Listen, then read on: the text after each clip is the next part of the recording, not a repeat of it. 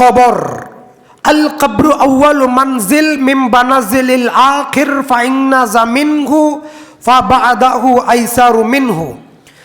মানুষ যদি কবরে আটকে যায় তাহলে বিচারের মাঠে আটকে যাবে। মানুষ যদি বিচারের মাঠে আটকে যায় তাহলে জাহান্নামে যাবে। জাহান্নাম থেকে মুক্তি আল্লাহর দয়ায় যদি লাভ করতে পারে তবে জান্নাতে যাবে। যদি মানুষ কবরে মুক্তি পায় বিচারের মাঠে মুক্তি পাবে, বিচারের মাঠে মুক্তি পেলে জান্নাতে যাবে। কাজেই কবর সবচেয়ে গুরুত্বপূর্ণ বিষয়। আমাদের আলোচনা কবর নয়, আমাদের আলোচ্য বিষয় জাহান্নাম। জাহান্নামীরা জাহান্নামে যাওয়ার পর কোরআনুল কারীম বলছে তারা বারবার মৃত্যু কামনা করবে। জাহান্নামীরা জাহান্নামে যাওয়ার পর কোরআন বলছে সূরা ফুরকান আয়াত 13, আল্লাহ তাআলা বলছেন ওয়া ইযা উলকু মিনহা মাকানান দাইয়িকান মুকাররানিনা দাউ হুনালিকা সুবুরা। জাহান্নামীদেরকে যখন একসাথে বেঁধে জাহান্নামে নিক্ষেপ করা হবে, وَإِذَا أُلْقُوا مِنْهَا مَكَانًا ضَيِّقًا مُقَرَّنِينَ دَعَوْا هُنَالِكَ ثُبُورًا। যখন জাহান্নামীদেরকে একসাথে বেঁধে জাহান্নামে নিক্ষেপ করা হবে তখন তারা জাহান্নামের কোনো একটা কোনায়, কোনো একটা কর্নারে, কোনো একটা সাইডে পড়ে থাকবে। তখন তারা বলবে দাউ হুনালিকা সুবুরা, তারা মৃত্যুকে আহ্বান করবে। জাহান্নামের এই কঠিন শাস্তি তাদের সহ্য হবে না, তখন তারা জাহান্নামের ভিতরে মৃত্যু কামনা করবে। আল্লাহ তাআলা বলছেন লা ইয়ামুতু ফিহা ওয়ালা ইয়াহইয়া। যারা জাহান্নামী, জাহান্নামে প্রবেশ করানোর পর তারা মৃত্যুবরণ করবে না, তারা সেখানে বেঁচেও থাকবে না। কোরআনুল কারীম বলছে সূরা ফুরকান আয়াত 14, লা তাদউল ইয়াউমাস সুবুরা ওয়াহিদাউ উদউ সুবুরা ওয়া কাসীরা। কোরআন বলছে তোমরা আজকে একা একা মৃত্যুকে ডেকো না, তোমরা বহু রূপে মৃত্যুকে ডাকো। কোরআন বলছে জাহান্নামে মানুষ একা যাবে না। কিভাবে যাবে? সূরা বানী ইসরাইল আয়াত 71, ইয়াউমা নাদউ কুল্লা উনাসিম বিইমামিহি। মানুষকে তাদের নেতা সহ আহ্বান করা হবে। কি সহ? নেতা সহ আহ্বান করা হবে। সহিহ বুখারী ও মুসলিমের বর্ণনা, রাসূলুল্লাহ সাল্লাল্লাহু আলাইহি ওয়াসাল্লাম বলছেন কিয়ামতের দিন এই উম্মতি মুহাম্মদীর আল্লাহ তাআলা বিচারের মাঠে সমস্ত আদম জাতিকে বলবেন যে যার অনুসরণ করতে, যে যার ইবাদত করতে, যে যার আনুগত্য করতে, যে যার তরিকায় চলতে সে তার তার পিছনে চলে যাও। কেউ গাছের পূজা, কেউ মাছের পূজা, কেউ পীরের পূজা, কেউ আগুনের পূজা, কেউ মূর্তির পূজা, কেউ বা বাবার পূজা, কেউ বা দাদার পূজা, কেউ বা স্বামীর পূজা। অর্থাৎ যে যার ইবাদত করত, যে যার তরিকায় চলতো, আল্লাহ বলবেন সে তার তার পিছনে চলে যাও। ভালো করে বুঝেন, এই কথা আল্লাহ বলবেন বিচারের মাঠে। যে যার অনুসরণ করতে সে তার তার পিছনে চলে যাও। তখন যে যার সাথে দুনিয়ায় চলতো, যে যার আনুগত্য করত, যে যার কমান্ড আদেশ মেনে চলতো সে তার তার পিছনে চলে যাবে। আপনি কি মনে করেন যে মসজিদে আল্লাহর ইবাদত করবেন আর মসজিদ থেকে আপনি বের হয়ে অন্য কারো তরিকায়, অন্য কারো বিধান, অন্য কোনো মানুষের, অন্য কোনো ব্যক্তির, অন্য কোনো দুনিয়াবি নেতার আনুগত্য করবেন? ভালো করে বুঝেন, আল্লাহ তাআলা বলবেন যে যার অনুসরণ করতে সে তার তার পিছনে চলে যাও। সবাই সবার পিছনে চলে যাবে, সবাই সবার পিছনে চলে যাবে। চলে যাওয়ার পর একদল লোক বাকি থাকবে। আল্লাহ তাআলা বলবেন তোমরা যাও না কেন? তখন ওই বান্দারা বলবে আল্লাহ আমরা তো দুনিয়ায় কারো ইবাদত করতাম না, কারো দাসত্ব করতাম না, অন্য কারো আনুগত্য করতাম না, কেবলমাত্র আপনার গোলামি করতাম, আপনার দাসত্ব করতাম। অতঃপর আল্লাহ তাআলা বলবে তাহলে একটা পরীক্ষা হয়ে যাক, একটা পরীক্ষা দাও। তখন আল্লাহ তাআলা অন্য সূরতে ওই বান্দাদের সামনে এসে হাজির হবেন কিয়ামতের মাঠে। তখন ওই বান্দারা ওই সত্তাকে দেখে, ওই খোদাকে দেখে বলবে আপনার ইবাদত আমরা করি নাই, আমরা আপনার দাসত্ব করি নাই, আমরা আল্লাহর কাছে, আমরা আল্লাহর নিকট আপনার থেকে আশ্রয় চাই। সুবহানাল্লাহ পড়েন। অতঃপর ওই বান্দারা যখন আল্লাহর কাছে আশ্রয় চাবে তখন আল্লাহ তাআলা বলবেন তোমরা তোমাদের রবকে কিভাবে চিনতে পারবে? তখন আল্লাহ তাআলা রাব্বুল আমিন যখন বলবেন তোমরা তোমাদের রবকে কিভাবে চিনতে পারবে, তখন ওই বান্দারা উত্তর দিবে আমরা আমাদের রবকে চিনতে পারবো তার অঞ্জলি দেখে, সুবহানাল্লাহ, তার পায়ের গোড়ালি দেখে আমরা তাকে চিনতে পারবো। অতঃপর বলা হবে যে যার অনুসরণ করতে সে তার সাথে কি হয়ে যাও।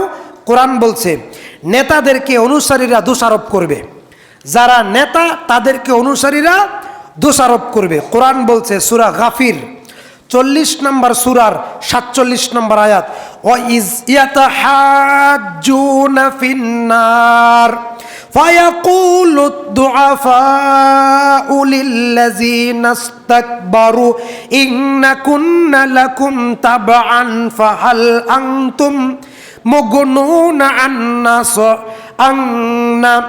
আন্না সাইবাম মিনান নার।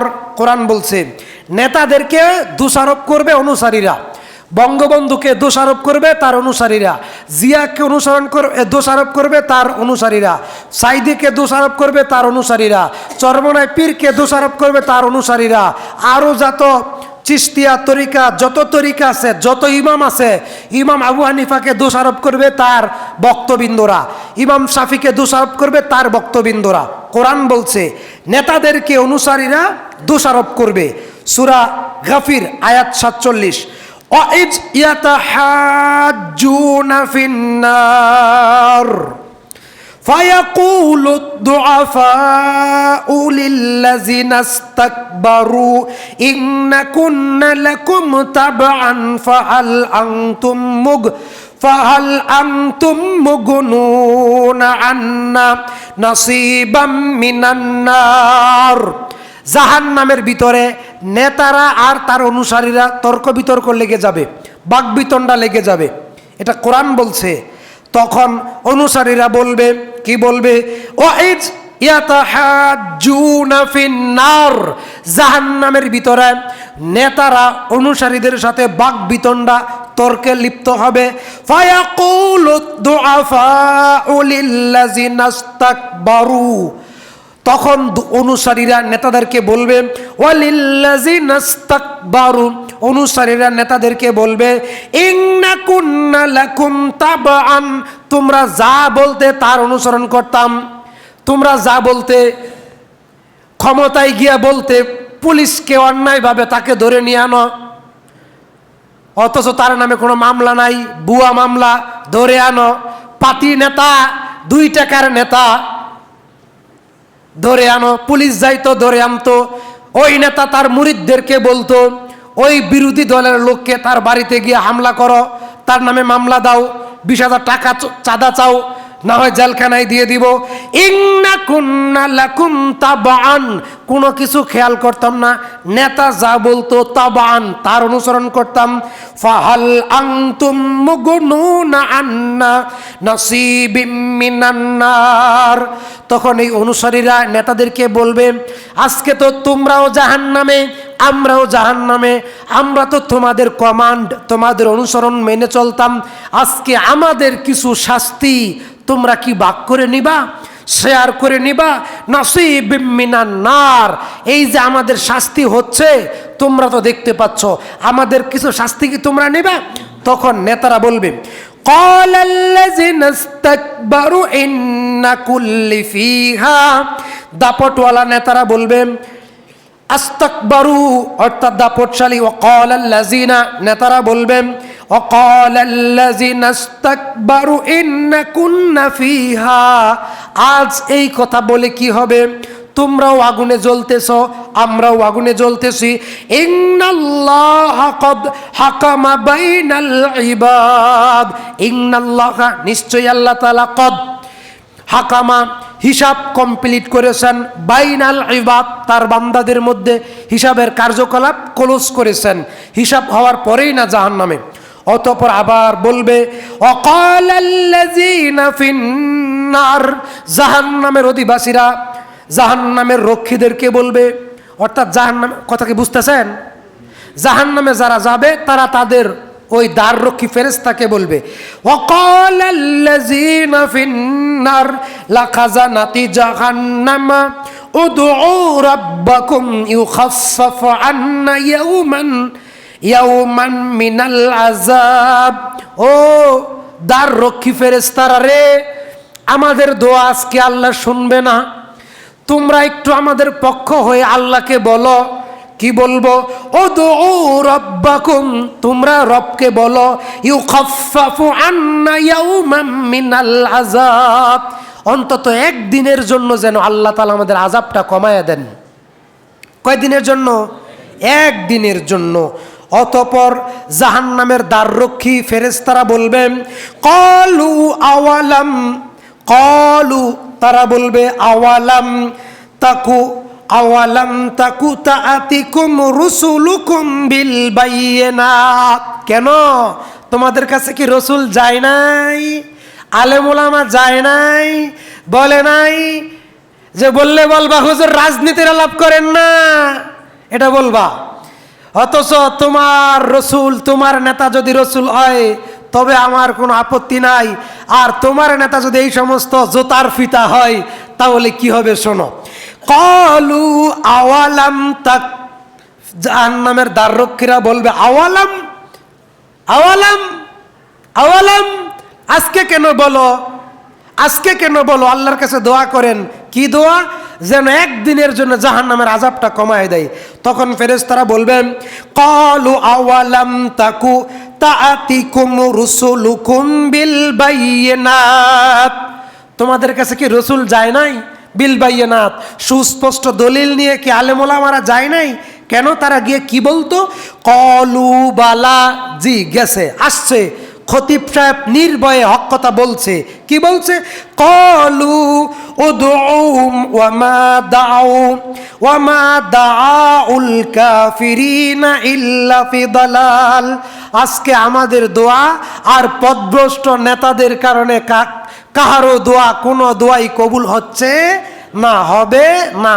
তাহলে এই তিনটে আয়াত থেকে আমরা বুঝতে পারলাম অনুসারীরা জাহান্নামে যাবে তাবান, নেতাদের অনুসরণ করার কারণে। কোন নেতা? মুহাম্মদ সাল্লাল্লাহু আলাইহি সাল্লামের বাইরে যত নেতা আছে সব নেতা।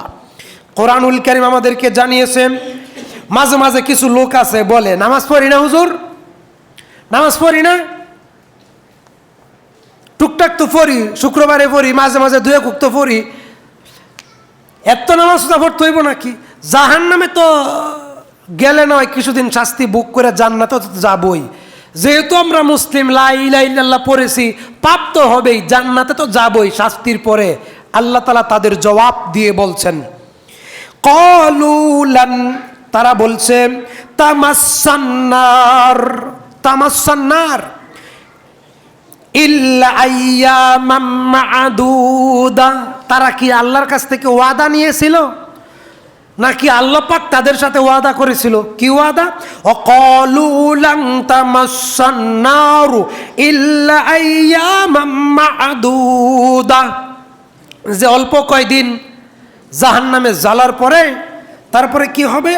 কুল আতাত্তাখাযু ইনদাল্লাহি আহাদা ফালাম ইউখলিফাল্লাহু ওয়াহদাহু, যে আল্লাহ কি ওয়াদা ভঙ্গ করতে পারে?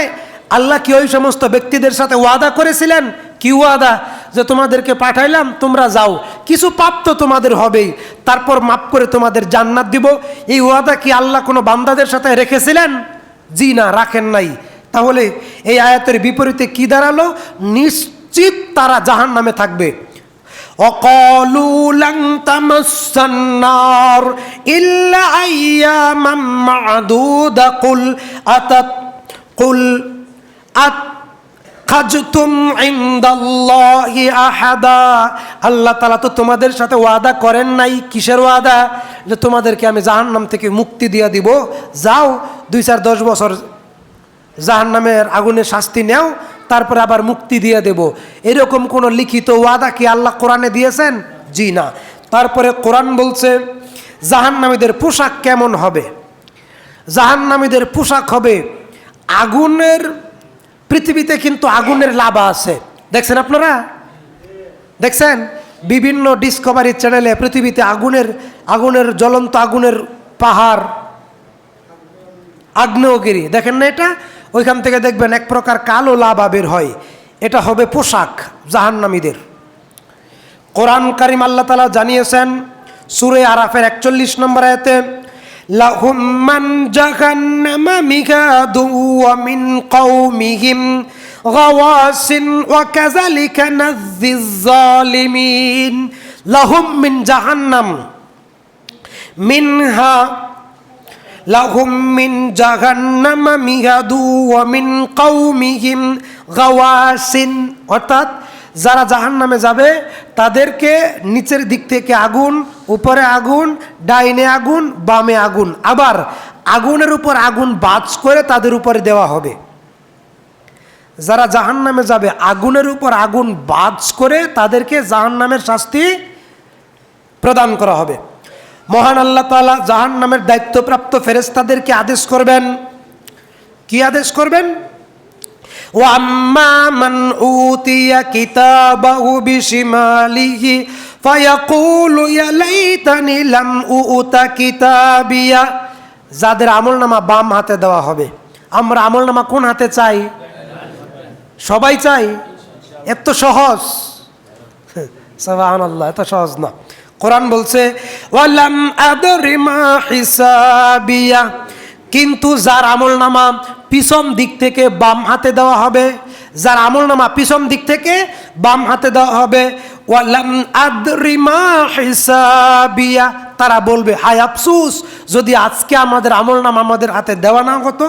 ইয়া লাইতাহা কানাতিল কাদিয়া, হায় আফসোস যদি দুনিয়ার মৃত্যুটাই আমাদের জন্য শেষ হইতো, আর যদি আর যদি বিচারের মাঠে কিয়ামতে জীবিত হওয়া না লাগতো, তখন আল্লাহ তাআলা বলছেন মা, তারা বলবে বিচারের মাঠে, তারা বলবে মা আগনা আন্নি মালিয়া, আমার ধন সম্পদ কই, আমার ধন সম্পদ কই, হালাকা আন্নি সুলতানিয়া, আমার ক্ষমতা কই। আল্লাহ বলছেন